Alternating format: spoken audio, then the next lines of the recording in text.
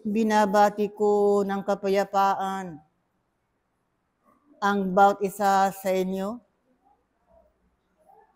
sa pangalan ng dakilang manonobos na si Jesus mula ngayon at magpakailanpaman.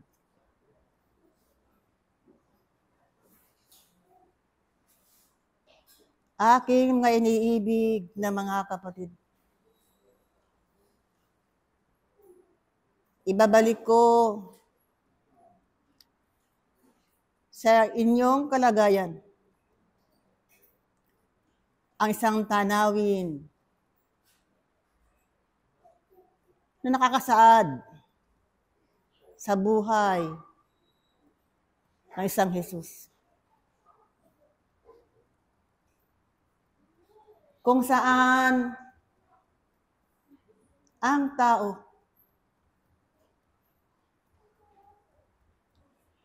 na isinisigaw, palayain, pawalan si Barabas at ipako ang Panginoong Hesus. Aking mga iniibig na mga kapatid, kung ito ay inyong didiwain sa inyong pag-aaral sa loob ng patron ng diwa, aling bahagi ng inyong kakuan ang dapat pakawalan upang sa ganon ang Kristo, ang dakilang Panginoon, ay maipako sa inyong mga buong pagkatao.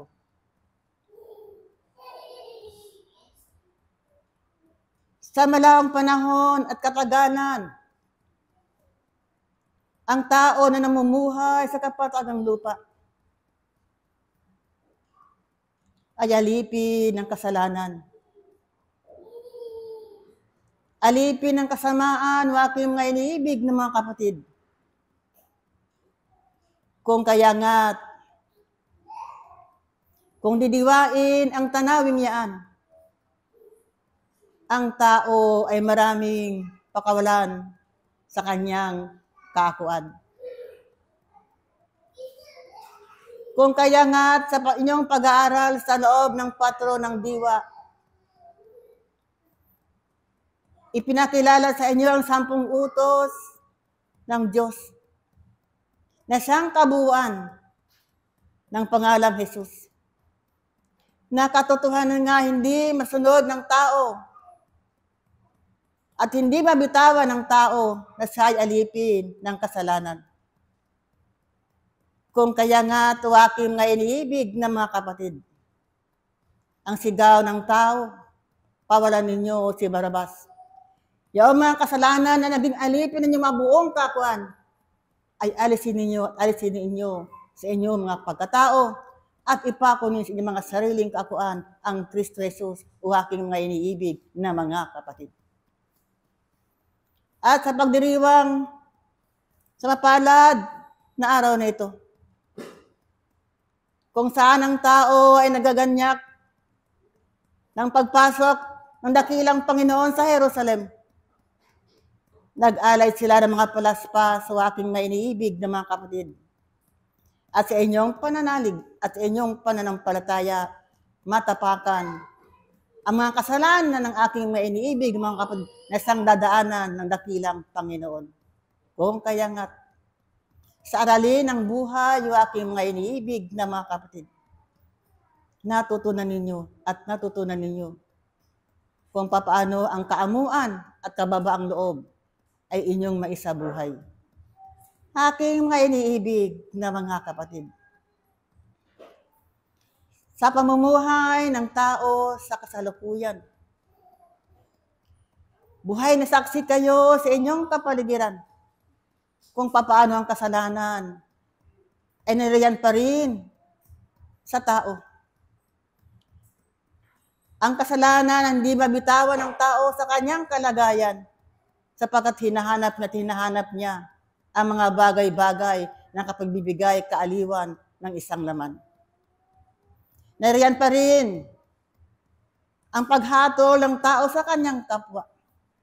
Ang mga marurunong na nagpipingkian pa rin at nag-aagawan pa rin sa tinatawag na kapangyarihan o aking na iniibig na mga kapatid. Kung kaya nga, sa lipunan ninyo mga espiritista, malaki ang tungkulin na inyong magagawa na kayo'y makatulong sa pangangailangan ng inyong kapaligiran.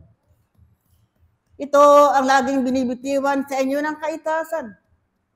Nagampanan ninyong yung mga tungkulin ayon sa kalooban ng dakilang Panginoon. Ang isang tungkulin na mag-ambil kayo ng isang matimyas na panalangin na nagmumula sa magdalisay na puso, sapagkat nananalig kayo na ang panalangin ito ay malaking tulong sa ikapapayapa ng inyong kapaligiran. Huwag lamang kayo mag-alinlangan o aking mga iniibig na mga kapatid. Huwag niyong sabayan ang sanglibutan. Huwag kayo makiayon sa sanglibutan o aking mga iniibig na mga kapatid sapagkat kayo ay nag-aaral ng kabanalan sa loob ng paturuan ng diwa. Ang tanging magagawa ninyo sa lipunang magulo, sa lipunan kung saan ang liko ay namamayani o aking mga iniibig ng mga kapatid, manatili kayo lagi na sa kapayapaan at ang tinatawag na panalangin ang sanggapanan ninyo at gampanan ninyo sapagkat yan ang malaking instrumento upang makakupa ng kaguluhan at ingay sa inyong kapaligiran. Saksi kayo sa kalagayan ng mundo. Ang kaguluhan sa mundo ay universal. Ang nangyayari ito ay nangyayari sa buong mundo o aking mga iniibig na mga kapatid. Kung kaya nga, hindi makakatakas kayo sa mga bibigat na pagsubok sa buhay na yan. Hindi kayo makakatakas sa anumang kaganapang hindi ka nais-nais inyong kapalagiran o aking mga iniibig na mga kapatid. Kung kaya nga, bilang isang espiritista na nagtataglay ng liwanag ng kaitaasan, maging maningas kayong naliwanag sa gitna ng kadiliman. Tingnan ninyo ang buhay ng isang Apostol Pablo. Naalipin ng kasalanan ng kanyang kapanahunan. Isang mamumusong, inuusig niya ang iglesia ng dakilang Panginoon. Subalit aking nga iniibig ng mga kapatid sa kanyang paglalakbay sa lupa. Ipinangaral ang salita ng Diyos. Nabihisan ang kanyang pagkatao na isang bagong kasuotan. Pinandigan niya ang salita ng Diyos anuman ang mangyari sa kanyang buhay hanggang sa kamatayan. Ang kabutihan ay hindi nawawala sa kanyang pagkatao. Ang salita ng Diyos ay hindi nawawala sa kanyang pagkatao. Aking mga iniibig ng mga kapatid, ganyan din sana kayo na lagi nang nakikinig at nakikisa sa mga kabatlayaang sa inyong pag-aaral sa tuwing mayroong gampanin katulad nito. O aking mga iniibig na mga kapatid, nawa, ang palaspas na yan sa inyong pagkatao ay daanan nawa ng dakilang Panginoon upang sa ganon, kayo man ay makapasok sa bayan ng Jerusalem kung saan naroon ang Kristo o aking mga iniibig na mga kapatid. Ang aking karagdagan, buksan ang santong kasulatan. 1 Timoteo, Kapitulo 1, 13 hanggang 16. Pakibasa.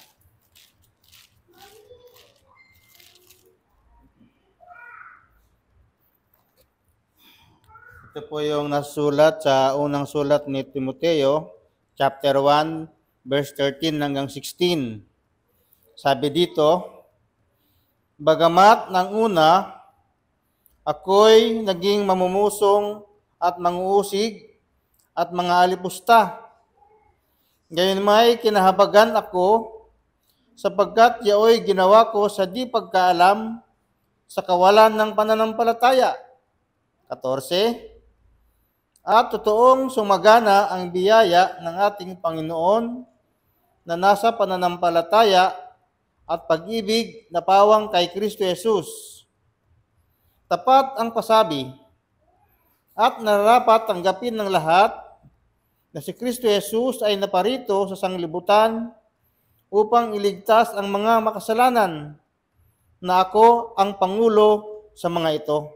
Panghuli, gayumay dahil dito, kinahabagan ako upang sa akin na pangulong makasalanan ay may pahayag ni Jesucristo ang buong pagpapahinuhod niya na halimbawa sa mga nagsisisampalataya sa Kanya sa ikabubuhay na walang hanggan. Punto po. Yan ang tinapay ng buhay na karagdagang handog ko sa bawat isa sa inyo. Muli, iyon ko sa inyong kapayapaang nagmumula sa kaitaasan at ang kapayapaang nagmumula sa aking espiritu, naway ang isang managana at maghari sa inyong mga buong kakuan, sa inyong kapaligiran, sa inyong bansa at sa buong sandigdigan. Mula ngayon magpakailanpaman. Paalam. Ang inyong kapatid sa Espiritu, Pablo, Apostol. Paalam. Sumainyo ang pag-ibig at ang kapayapaang nagbubuhat sa kaitaasan. Ang siyang maghari sa bawat isa, mula ngayon at lagi na. Isang mabuting pagkakataon ang minsan pa'y ibinibigay sa bawat isa sa isang pag-alala, sa isang kasaysayan, na kung papaano isinasaysay ang pasimula ng isang paghihirap ng isang dakilang Maestro Jesus. Mga iniibig na mga kapatid, kayo na naririto ay tinuturuan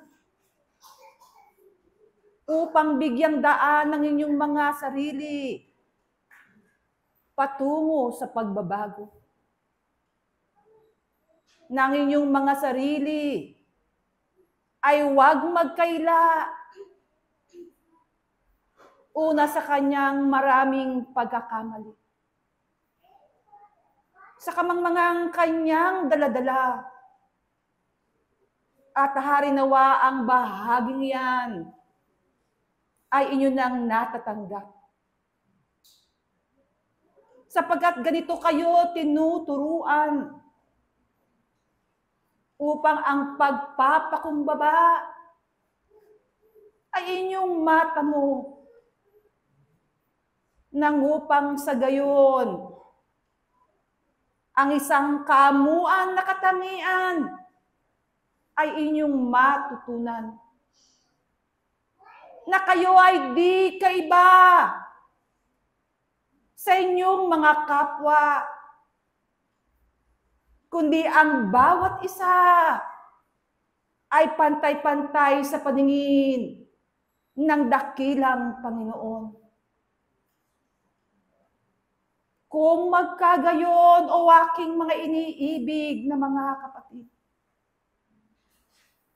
kung ito ang bahagi na inyong matututunan, marahil nga ay karapat-dapat ang bawat isa na kanyang tamuhin ang pagpapatawad mula sa kanyang mga kasalanan. Ito ang sa inyo yaking binabanggit, sapagkat ang pagkilala sa dakilang Panginoon ay ang pagkilala ng bawat kamalian na inyong tamuhin mula dito ang isang hakbangin ng tunay na pagsisisi. Sapagkat hanggat di tinatanggap ng tao ang kanyang kahinaan, ang kataasan sa kanyang puso ang siyang mananatili. Mga iniibig na mga kapatid, sino man ay di makasusunod sa likuran ng dakilang Panginoon, kung ang bahagi ng aralin ng tungtungan ng kabanalan ay di ninyo maisa sa buhay. Sapagkat ito ang bahagi ng panuntunan na mga sangkap upang tunay niyong maunawaan sa kalaunan ng bawat pakisikap na yan. Ano nga ba ang tunay na kahulugan ng pag-iibig ayon sa kahulugan ng dakilang Panginoon? Ito ang ibinabalik sa bawat isa upang ang tamang hakbangin ay inyong maisagawa, sapagkat di mahihinto sa pagkilala ng mga kalamaliang yan sa inyong mga sarili ang tunay na pagbabago, kundi inyong isa puso. Ano nga ba ang mga hakbangin tungo sa pagbabago? Ano ang kinakailangang maipalit sa pagnanais na malinis na yan ng inyong mga sisidlan, ng inyong mga kaakuan? Bigyan nga ninyo ng daan ang bahagi ng katawan ng isang Kristo na siyang pinagputol-putol upang inyong kainin at inyong namnamin. Tunay ang bahaging ito. Bagamat sinasabi ng kanyang pamato kay magaan, subalit magiging kabigatan sa isang pusong tunay na hindi tatanggap ng mga pagbabago na ito. Kayo na naririto ay tinuturo ang tulad sa mga bata. Binibigyan ng mga tamang panuntunan upang inyong sundan, nang upang ang inyong pakikipamuhay sa paaralang ito'y hindi maging hadlang, upang kayo ay magkaroon ng isang kaunlaran ayon sa Espiritu. Maraming pag-aaral at tunay maraming nagtutulak sa inyong mga puso ang paggawa ng kabutihan. Subalit mga iniibig na mga kapatid, maging matalino kayo sa inyong paggawa, sa inyong mga pag-aaral, nang upang sa gayon ang bawat panahon, ang bawat sandali ay maging makabuluhan, hindi lamang sa pagpapaunlad ng inyong mga espiritu, kundi lalo higit ay inyong makikilala ang tunay na Diyos na siyang dumalang sa bawat isa. Kaya't hanggang dito ako, at ito lamang ang sa inyo'y aking iiwan, at harinawa ang kasiglahan at ang tunay na pananampalataya sa paggawa na kinakailangang ilakip ng bawat isa, ang siyang laging manatili mula ngayon at lagi na. Ang inyong kapatid sa isang Panginoon at isang pag-aaral, Pedro, Apostol. Paalam. Pag-ibig, kapayapaan, ang siyang binabati at ipinagkakalob sa aking mga iniibig ng mga kapatid. sa pangalan ng dakilang Maestro Jesus, ngayon at magpakailanman. Ipinagkakaloob at ibinabahagi ng kaitaasan ang isang liwanag na siyang makapagbibigay tanglaw sa aking mga iniibig na mga kapatid upang makasunod sa likuran ng dakilang Panginoong Hesukristo. At ito ay natatanggap ng aking mga iniibig na mga kapatid ng buong puso at walang pag-aalinlangan sa kanilang mga puso, upang sa gayon ang bawat isa ay hindi mangaligaw, bagkus magkaroon ng katagumpayan at makasiyasat sa kaharian ng dakilang Panginoon. Sapagkat ang kaitaasan ay laging ipinapaalala kung papaano mamuhay ang isang ako dito sa sanglibutan na ito. At ito ay ginampanan ng isang dakilang Panginoong Jesus sa kanyang kapanahunan. Ipinakita ang mga katotohanan na hinahanap ng isang ako. Ipinadama kung kaano kadakila ang Ama sa kanyang mga anak.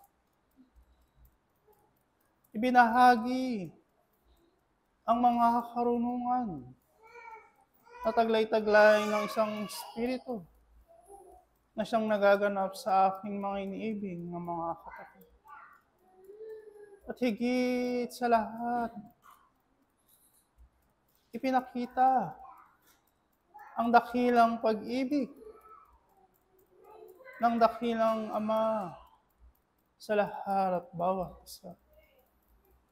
Sa mga tuwid aking mga iniibig ng mga kapatid, hindi kayo makaparoroon sa Ama kung hindi dahil sa dakilang Panginoong Jesus. Ito ang katotohanan na sa inyo ay palaging ipinapaalala, mga minamahal kong mga kapatid, sa isang pag-aaral. Ng mga utos sa talimbawa na ipinakita ng dakilang Panginoon sa kanyang kapanahunan ay ang daan patungo sa Ama. Ang pagiging mabuti sa kanyang kapwa, pagpapanatili ng malinis na mga kamay at dalisay na puso sa bawat sandali na inyong ginagalawan dito sa sanglibutan na ito. Ang pagtupad sa mga tungkulin na sa inyo ay binahagi, ibinigay mula pa ng una hanggang sa kasalukuyan. Sapagkat isang karangalan sa isang kaluluwa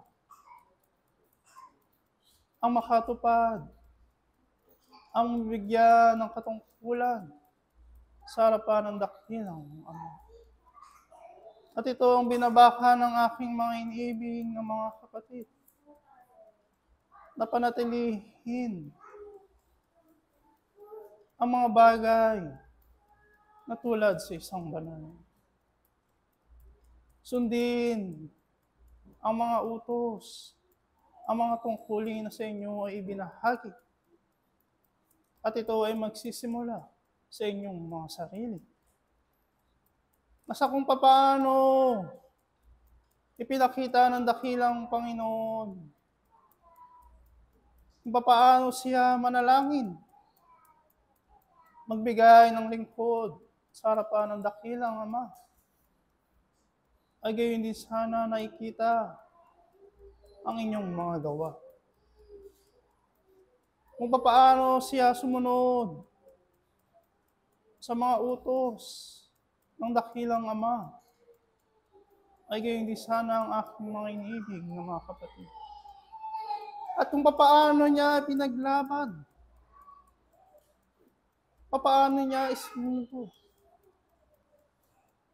nilabanan ang mga tukso, ang mga pag-aaral na sa kanya ay dumating, ay gayon din sana ang aking mga iniibig na mga kapatid.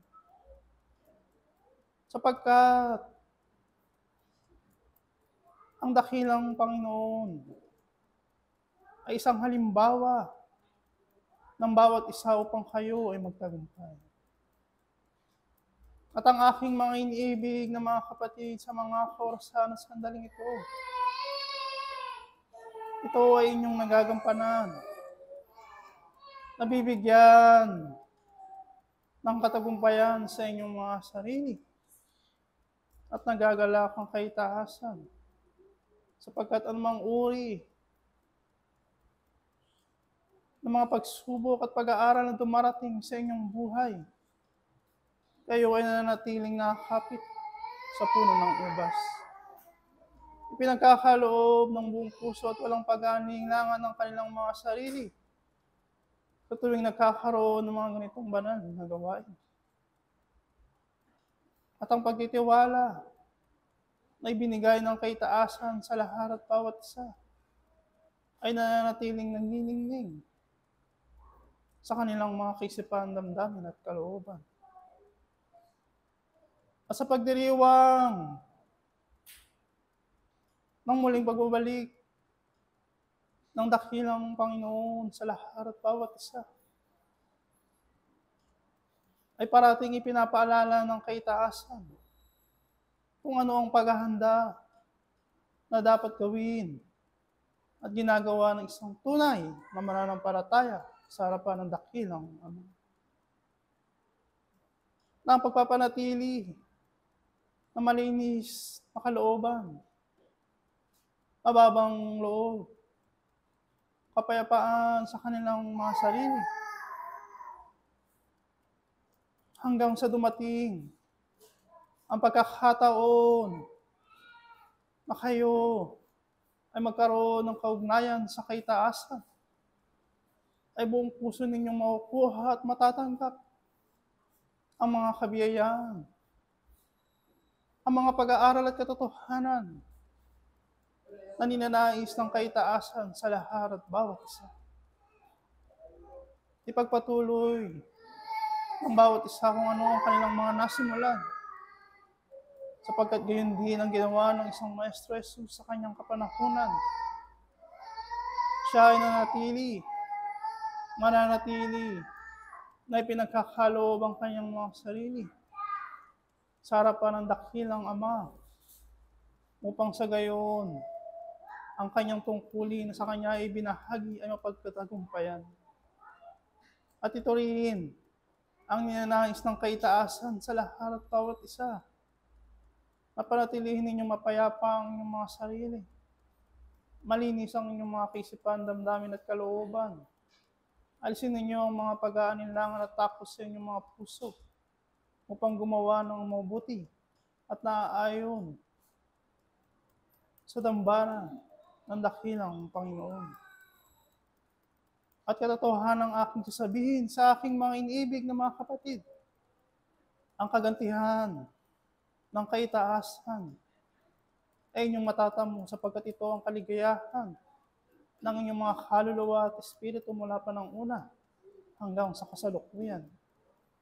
Sa mga tuwid aking mga iniibig na mga kapatid, alisin ninyo ang mga bagay na humahadlang sa inyong mga sarili. Alisin ninyo kung ano man ang ibinibigay ng sanglibutan, sapagkat ito ang magiging hadlang sa inyo upang makuha ninyo ng buong buo ang bawat pag-aaral at mga katotohanan na ibinabahagi ng kaitaasan sa bawat pagkakataon na sa inyo ay binibigay. At ang aking mga iniibig na mga kapatid, na naway ang bawat sandali na dumarating sa inyong buhay ay maging liwanag na siyang tanglaw ng bawat isa upang makarating sa sinapupunan ng dakilang Ama, upang makasunod sa likuran ng dakilang Panginoong Hesus.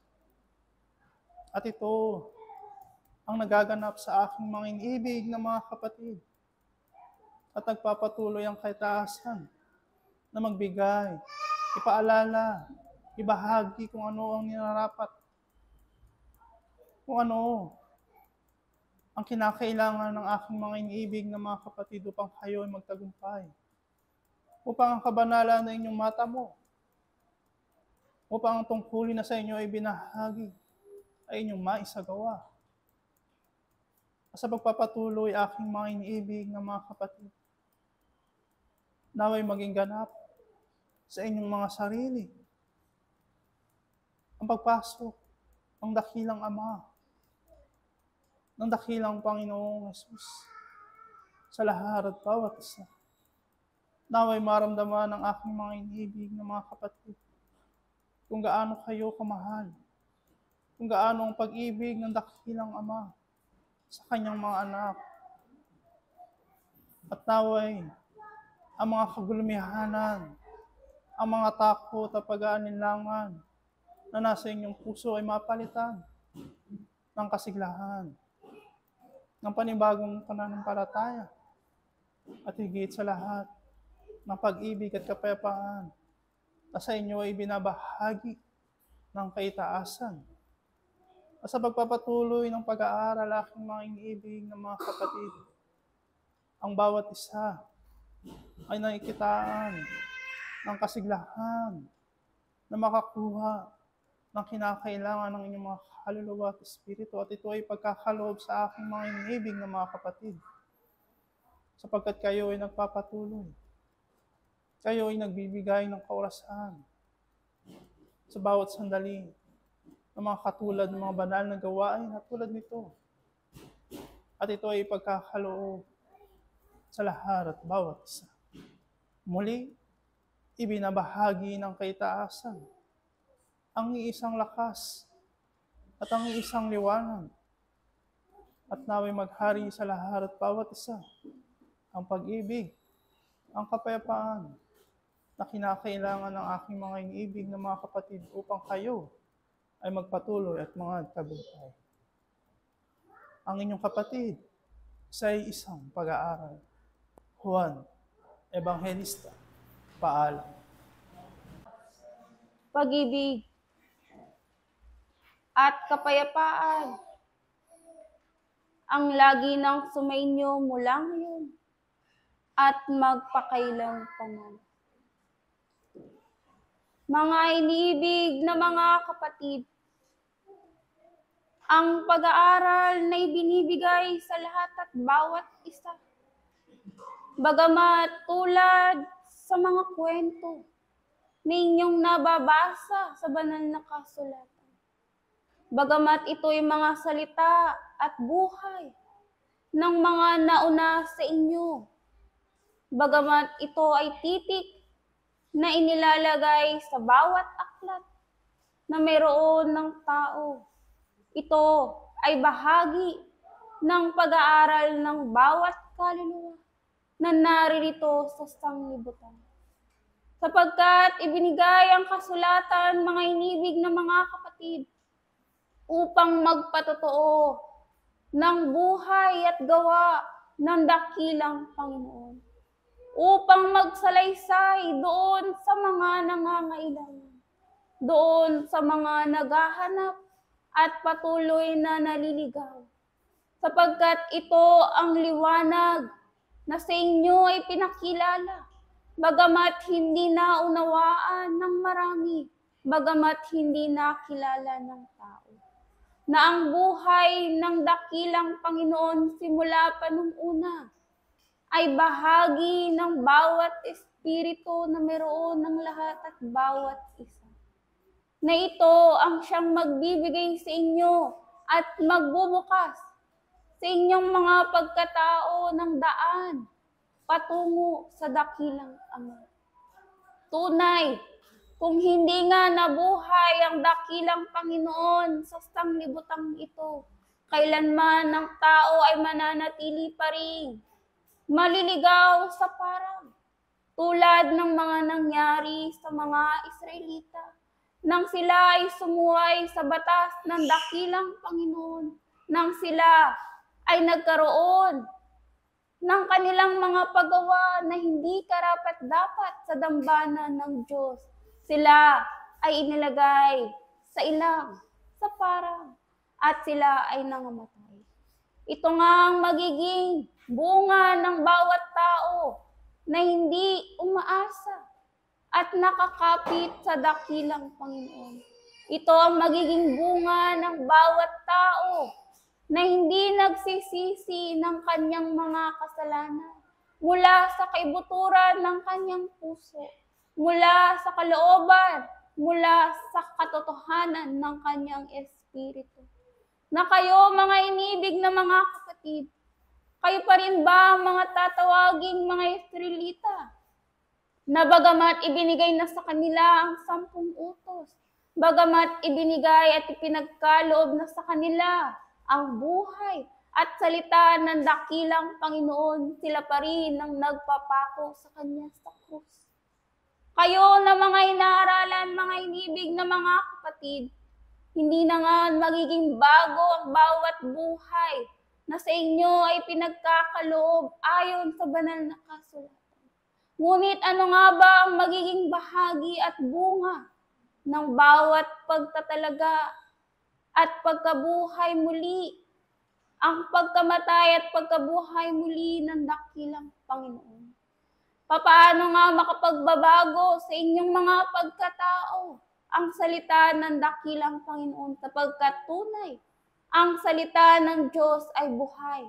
Ang salita ng Diyos ay tulad sa isang ilawan, tulad sa isang pagkain ng tinapay ng buhay, tulad sa isang tubig na kapag inyong ang tinanggap sa inyong mga pagkatao, ay hindi na nga kayo muling mauuhaw pa, at hindi na nga kayo muli babalik pa sa pagkakasala. Ito ang isang tunay na lumalakad sa daan ng isang Kristo, mga inibig na mga kapatid, ng bahagi ng kaitaasan ayon sa pag-aaral, sa karunungan, pangkalangitan at pang-espiritual, na bumabahagi sa bawat mayroong espiritu at nabubuhay nga kayo hindi sa paglakad ng tao dito sa sanglibutan, bagkus kayo ay namumuhay ayon sa espiritu, sa pangalan ng dakilang Panginoon. Mga inibig na mga kapatid, para kanino nga kayo nabubuhay? At para kanino nga kayo namamatay? Para saan nga ba ang buhay na ipinagkaloob sa lahat at bawat isa?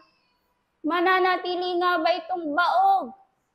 Mananatili nga bang paulit-ulit nga kayong ipanganganak dito sa sanglibutan, na hindi nagkakaroon ng pagkatuto, na hindi nagkakaroon ng kaunlaran, at hanggang saan nga ba ang Diyos ay magpapadala at magsusugo ng kanyang hinirang dito sa sanglibutan? Mga inibig na mga kapatid, ang tao nga bagamat nakita na nila ang katotohanan, narinig na nila ang salita ng dakilang Panginoon, bagamat naririto na nga, lumakad na nga sa lupa ang anak ng Ama, ay hindi pa rin nila mabitawan ang kanilang mga alitigtigin daladala mula dito sa sanglibutan. At hindi pa rin nila matalikuran ang anumang bagay na nakapagbibigay sa kanila ng kabigatan, nakapagbibigay sa kanila ng kahirapan, ng maraming pagtitiis, hanggang sa sila mismo ay lumakad, lumuhod sa harapan ng dakilang Panginoon, sapagkat wala ngang makapananatili sa liwanag malibang ipaubaya nga ninyo ang kabuuan ng inyong mga sarili. Malibang kayo ay magpasakop sa kanyang pangalan. Malibang kayo sa inyong mga pagkatao ay tanggapin nga ninyo ng buo ang dakilang Panginoon.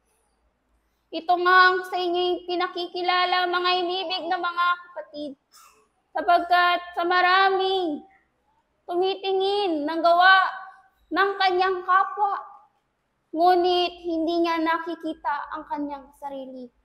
Sa maraming naghahanap at patuloy na naghahanap ng katotohanan sa kamusmusan ng sanglibutang ito, ngunit hindi niya nakita na ang katotohanan at salita ng dakilang Panginoon ay inilatag na simula pa nung una. At ano nga ba ang magiging kakulangan ng bawat tao dito sa sanglibutan? Ano nga ba ang magiging kakulangan ng salita ng dakilang Panginoon? Sapagkat ibinigay na nga ang lahat, mga inibig na mga kapatid. Itinitik na ang salita ng dakilang Panginoon. At sino nga ba ang magpapatuloy? Sino ang magpapatuloy ng kanyang mga gawa? Sino ang magkakaloob ng kanyang mga salita doon sa mga kaluluwa na patuloy pa rin naghahanap at patuloy pa rin humahanap ng salita ng dakilang Panginoon? Kayo na nga, mga inibig na mga kapatid, ang inaasahan ng kaitaasan na magpalaganap ng ebanghelyo ng dakilang Panginoon. At paano nga ninyo ito magagawa, mga inibig na mga kapatid? Kung tulad pa rin kayo sa mga Israelita na nananatili na mangmang at nananatili na hindi nananampalatayan ng buo sa pangalan ng dakilang Panginoon. Mga inibig na mga kapatid, gumaya nga kayo sa mga apostoles, sapagkat tulad ni Apostol Pablo na kanyang nakita ang katotohanan, bagamat siya ay umaayon sa maraming umusig at namumusong sa mga naniniwala sa isang Kristo, nang kanyang makita at matutunan ng salita ng dakilang Panginoon, ayon sa pagkaunawa, ayon sa Espiritu, siya ay lumakad ng matuwid. Siya ay gumawa ng karapat-dapat. Siya ay nagpalaganap ng salita ng dakilang Panginoon hanggang doon sa mga hintil. Hanggang doon sa mga hindi naniniwala. Sapagkat ang katotohanan ay sumasa Kanya. Sapagkat ang Diyos ay sumasa Kanya. Kakampi niya ang Diyos sa lahat ng bagay, sa lahat ng Kanyang ginagawa, sapagkat ang Diyos at siya ay nakikiisa sa layunin ng dakilang Ama.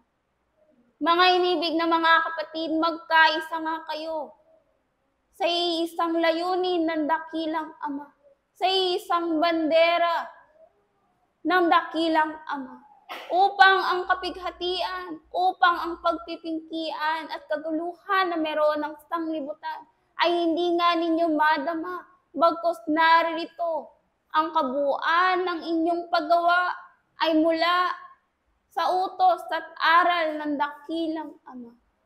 Tulad ng ginawa ng isang Kristo na siya ay naging halimbawa at mabuting halimbawa ng larawan ng dakilang Ama upang magbahagi ng karunungan na kailanman na hindi nakita at narinig dito ng tao sa sanglibutan.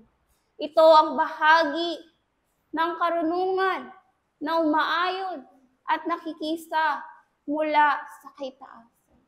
Malibang mapaunlad nga ninyo ang inyong mga sarili at maihiwalay nga ninyo ang inyong mga sarili dito sa sanglibutan at makilala nga ninyo ng buo ang dakilang Ama ayon sa kanyang layunin, ayon sa kanyang mga gawa, ayon sa kanyang pangalan, sa kanyang tunay na pangalan, ay hindi nga kayo makababalik sa kanyang sinapupunan. Malibang maituwid nga ninyo ang inyong mga sarili sa bawat kautusan, sa kalit-litang kautusan, at hanggang doon sa kautusan ng isang Kristo na ibigin mo nga ang Diyos ng una at higit sa lahat. at ibigin mo ang iyong kapwa, tulad ng pag-ibig mo sa iyong sarili. Mga inibig na mga kapatid, ito lamang ang aking bahagi. Muli, ang pag-ibig at ang kapayapaan ang lagi nang sumainyo mula ngayon at magpakailanman. Ang inyong kapatid sa isang pag-aaral, Espiritu Santo, ng katotohanan. Paalam. Sumainyo ang pag-ibig at ang kapayapaan na nagbubuhat sa kaitaasan. Ang siya nawang maghari sa lahat at bawat isa, mula ngayon at magpakailanman. Mga iniibig na mga kapatid, tulad nga ng isang Panginoong Hesus sa kanyang pakikibaka dito sa sandaigdigan, ipinakita niya ang kanyang pagsunod sa harapan ng dakilang Panginoon. Ipinakita niya ang kanyang karunungan na kanyang ginagamit sa panahon ang kanyang sarili ay nagkakaroon ng pagkakataon na magsalita sa harapan ng mga dakilang tao. Mga iniibig na mga kapatid, ito nga ang sa inyong ipinaaalala na kung kayo ay tunay na nananampalataya sa harapan ng dakilang Panginoon, ang Diyos nga ang sa inyo'y gagabay at aalalay sa inyong paglalakbay dito sa sanlibutan. Hindi kayo kailanman pababayaan sapagkat nalalaman ng kaitaasan ang inyong mga pangangailangan. Ang Panginoon ang naghihintay sa inyong panawagan na kayong ay humingi at kayo'y bibigyan. Kayo'y tumuktok at kayo'y pagbubuksan. Mga iniibig na mga kapatid, sa inyong pakikibaka dito sa sandaigdigan, ang pag-aalala sa inyong paglalakbay ay hindi na nararapat sapagkat malaon na kayong natuturuan. Ibinigay ng isang dakilang Panginoon ang kanyang sarili sa lahat at bawat isa upang maunawaan ng isang ako na siya ay mayroong susundan ang yapak ng dakilang Hesus. Sa mga kapanahunan na ang bawat isa ay nagkakaroon ng kanyang pag-aalinlangan, ito nga ay hindi nararapat sa isang sumusunod sa dakilang Panginoon sapagkat pinakita na niya ang tunay na mga pangangailangan ng isang mag-aaral. Kung kaya nga hindi nga kayo magiging isang mangmang pa sa harapan ng dakilang Panginoon sapagkat katotohanang sinasabi ko sa inyo na ang Ama ay nagkaloob ng kanyang anak upang nang sa gayon sa marami ay siya'y maging isang halimbawa at inyong matututunan ang kanyang lakarin at gampanin dito sa sanlibutan. Anumang pag-aaral na ipinagkakaloob sa lahat at bawat isa, ang karanasan ng isang Kristo, ang isang magpapaalala sa lahat at bawat isa, upang nang sa gayon, kayo'y hindi maligaw at matuntun nyo nga ang inilaan na tahanan ng dakilang Ama sa lahat at bawat isa. Ito na nga ang isang pag-aaral sa lahat na kung saan bakahin ninyo anumang binaka ng dakilang Hesus, na kung saan ipinagkaloob niya maging ang kanyang buhay, ang kanyang sarili, upang nang sa gayon sa lahat ay matutunan ang kanyang ginagawa ay tunay na pagsunod sa harapan ng dakilang Ama. Mga iniibig na mga kapatid, kayo ngayon naparirito upang gunitain ang alaala ng isang dakilang Jesus na kung saan kayo nga ay inaasahan ng kaitaasan na may pagkakaloob ng bawat isa ng may kabuuan ng kanyang sarili upang nang sa gayon kayo man ay hindi na magkaroon pa ng mga pag-aalinlangan sapagkat natatak sa inyong mga isipan, damdamin at kalooban sa inyong pagkatao, sa inyong espiritu, ang tunay na layunin ng isang Kristo na kanyang ginampanan dito sa kalupaan. Mga iniibig na mga kapatid, malao na nga kayong tinuturuan. Subalit, sa inyong paglalakbay, ang bawat isa ay kinakikitaan pa rin ng takot at ng pangamba. Kung kayo nga ay nananatili at nananampalataya at kayo'y nagkakaroon ng pag-asa sa harapan ng dakilang Panginoon, ano pa ang inyong pinag-aalala? Ito ay isang pag-aaral sa isang mag-aaral na kung saan ang inyong ang paglilingkod ng may katapatan, may pananampalataya ay hindi nga magkakaroon ng pag-aalinlangan. Ibigay nga ninyo ng buo ang inyong mga sarili. Sa inyong pagkikibaka dito sa sandaigdigan, piliin nga ninyo ang tunay na daan upang nang sa gayon, ang daan na yan ay patungo sa harapan ng dakilang Panginoon upang nang sa gayon, ang isang mag-aaral na nagnanais na makatupad ay magampanan niya ang kanyang tungkulin. Kayo nga na inaatasan ng kaitaasan na magbibigay ng isang ehemplo sa lahat sa inyong kapaligiran ay hindi nga kayo pinagkakalooban pa ng mga alalahanin at ang liwanag ang siyang naggagabay sa lahat at bawat isa.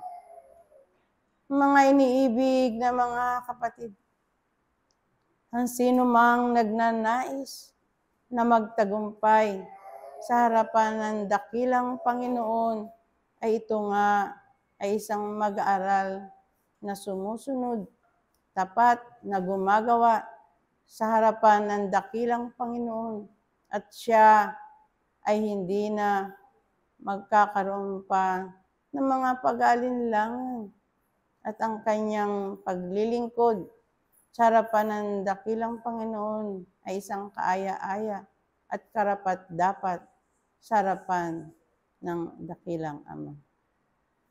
Ito na nga ang isang paalaala sa lahat at bawat isa na kayo ay magkaroon ng panahon. Ibigay nga ninyo ang iyong sarili sapagkat ito'y kapistahan ng isang Kristo na kung saan muling ginugunita ang kanyang pag-aaral dito sa kalupaan na maging isa siyang ehemplo sa lahat at bawat isa na tumutupad sa kalooban ng dakilang Ama upang nang sa gayon kayo ay makatagumpay sa inyong paglalakbay dito sa sanlibutan. Mga iniibig na mga kapatid, ang katayuan ng isang ako sa harapan ng dakilang Panginoon ay lagi ngang umaasa. Lagi nga siyang nagtatapat, naniniwala at nananampalataya.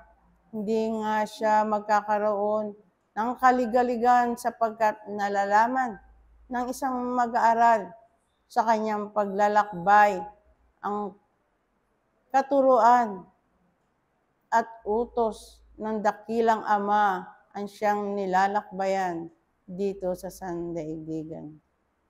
Purihin ang dakilang Panginoon sapagkat sa kanyang pakikibaka dito sa sandaigdigan, unti-unti ngang nagbubunga sa lahat at bawat isa sa inyo sapagkat nalalaman ng kaitaasan na ang kanyang hinirang ay isang mga mapagkakatiwalaan at magkakaroon ng kanilang paglilingkod sa harapan ng dakilang Panginoon. Ang inyong mga tungkulin na laging sa inyong pinaalala ay gumanap ng inyong mga pag-aaral na itinuturo sa lahat at bawat isa. Manalig nga ang bawat isa. Manalangin ng buong puso upang nang sa gayon, ito ay isang kaparaanan na ang bawat isa ay magkaroon ng kanyang pakikipag-ugnayan. Muli, ang kaitaasan at ang bawat isa sa inyo ay pinagkakalooban ng liwanag at ang biyaya na nanggagaling sa kanyang sinapupunan ang siyang maghari sa lahat at bawat isa at ang pag-ibig na walang hanggan mula ngayon at magpakailanman. Ako sa inyo ang nagbigay sa kaorasang ito ng mga paalala. Juan Apostol, paalam. Pag-ibig at kapayapaan ang aking binabati sa bawat isa ngayon at magpakailan paman. Katahimikan nga ng pag-iisip, ganon din sa damdamin. Ang kinakailangang paghahanda ng isang mag-aaral sa panahon na siya'y makikipagniig sa harapan ng dakilang Panginoon. Na kung papaano ang piging ay pinaghahandaan ng kaitaasan upang ang bawat isa'y makatanggap ng mainam na salita. Ganon din ang isang mag-aaral na inimbitahan upang makasalamuha at tumanggap ng ebanghelyo ng dakilang Panginoon. Sapagkat ang pag-aaral na ginagalawan ng bawat isa, sadyang mayroong kaakibat na kaingayan ng sanglibutan. Ngunit ano ang turo ng kaitaasan na aking mga iniibig? Na matutunan ninyong patahimikin ang inyong mga kabuuan upang ang liwanag na nagmula sa kalangitan ay dumaloy ng buo sa inyong mga kakuan. Ang inyong mga sarili na siyang naghahangad ng kapayapaan sa harapan ng dakilang Panginoon. Ang higit na nangangailangan ng kanyang ebanghelyo.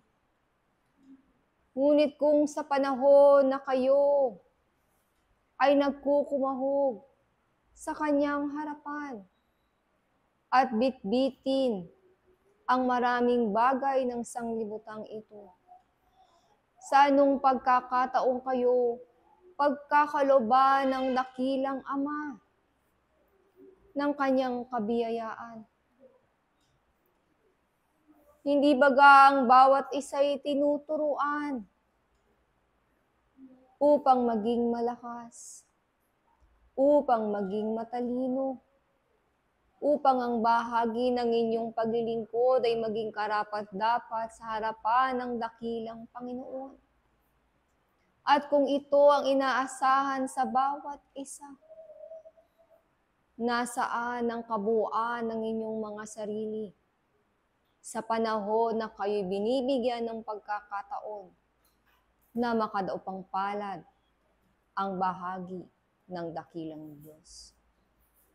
Kaya't aking mga iniibig na mga kapatid, magsikap kayo ng tumpak. Magsipaghanda kayo ng buo sa inyong mga puso. Makinig kayo ng salita ng dakilang Panginoon upang ang inyong mga kaukuan ay maging karapat-dapat. At sa bahagi na inilalaan ninyo ang inyong mga sarili sa kanyang harapan, panatilihin ninyo ang kamuan ng inyong mga puso upang walang masayang na salita at ang kanyang liwanag ay buo na matatanggap ng inyong kaukuan na siyang kinakailangan upang ang kapayapaang hangaring tunay ng bawat isang mag-aaral at ang karunungan ng Panginoon ang siyang maghari sa bawat isa. Dito ko sa inyo iiwan ang mapalad na pag-aaral sa umagang ito at nawayang kaluwalhatian ng dakilang Panginoon ang sa inyo'y manatili ngayon at magpakailan paman. Paalam ang inyong kapatid sa isang pag-aaral. Juan Apostol. Paalam.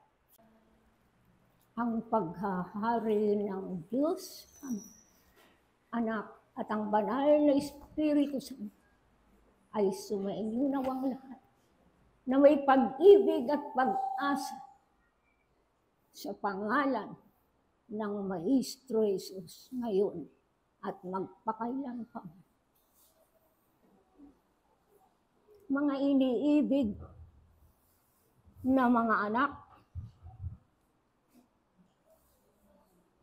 ang pagpupuri, pagpapasalamat ay sumainyo nawang lahat sa oras na ito sapagkat kayo'y namamalagi sa pangalan ng Diyos at Ama upang inyong masundan ang dakilang Diyos na nagbibigay ng pag-asa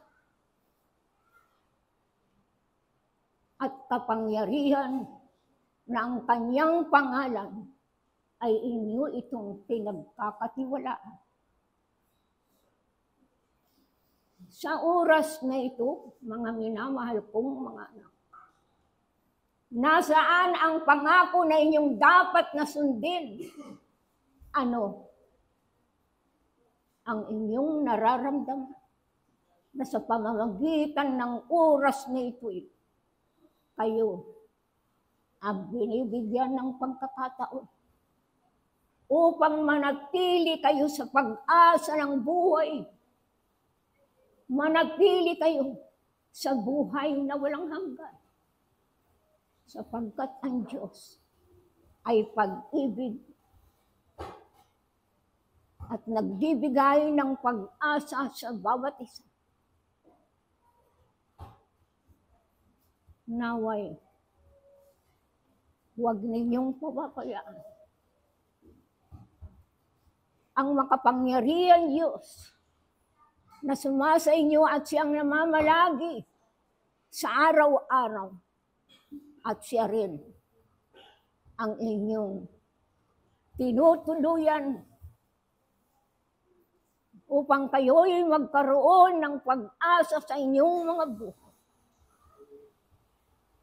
Magpuri kayo at magpasalamat upang kayo'y bigyan ng lakas at tibay ng katawan sa araw-araw ninyong pangangailangan sapagkat ang Panginoong Jesucristo ay siyang napako sa krus at siyang nabayubay upang ang lahat ng taong nangangailangan sa kanyang kapangyarihan ay binibigyan at namamalagi ang lakas ng kanyang kapangyarihan. Lalong-lalo na sa pagkakataong ito, mga minamahal kong mga anak, dakilain niyo ang Panginoong Hesukristo na nagbibigay ng lakas at buhay na walang hanggan, sapagkat siya lamang ang masarap na tawagin na siya lamang ang Diyos na makapangyarihan sa lahat ng oras. Mga iniibig, nasa inyong pananampalataya, ay purihin ang Panginoon sa araw-araw upang kayo ay bigyan ng lahat ng inyong mga pangangailangan, sapagkat siya lamang ang nakakalam sa bawat isa kung ano ang dapat ninyong tuklin at gampanin at gawin sa araw-araw ninyong buhay, sapagkat ang bawat isa binibigyan ng pagkakataon upang lingapin na ang kanyang pangalan ay namamalagi sa inyong mga puso't isipan, damdamin at kalooban, sapagkat iyan ang totoo. Mga minamahal kong mga anak, huwag ninyong pababayaan ang lakas ng inyong pananampalataya at pananalig sa isang Diyos at Ama, sapagkat iyan ang totoong Diyos na nakabayubay sa krus, na siyang nagbibigay at nagliligtas sa lahat ng may karamdaman, binibigyan at pinapagaling ang mga anak na may karamdaman.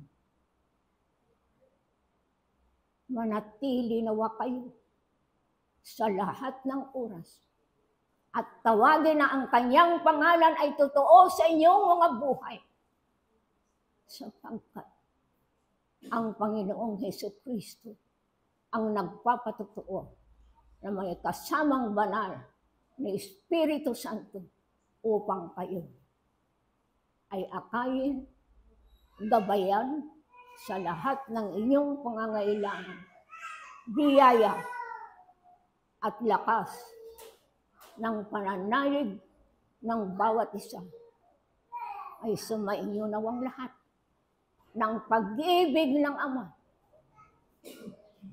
ay isang tunay na nagbibigay sa inyo at nagpaparamdam ang lahat ng inyong pangangailangan upang kayo ay tulungan sa araw-araw ninyong buhay. Magpasalamat kayo't magpuri sa lahat ng ito. At ang pangalan ng Diyos Ama, Anak, at ang banal na Espiritu Santo ay maghari nawa sa inyong lahat sa pangalan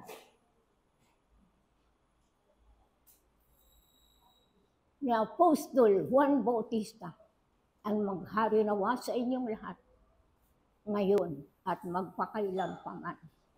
Adios.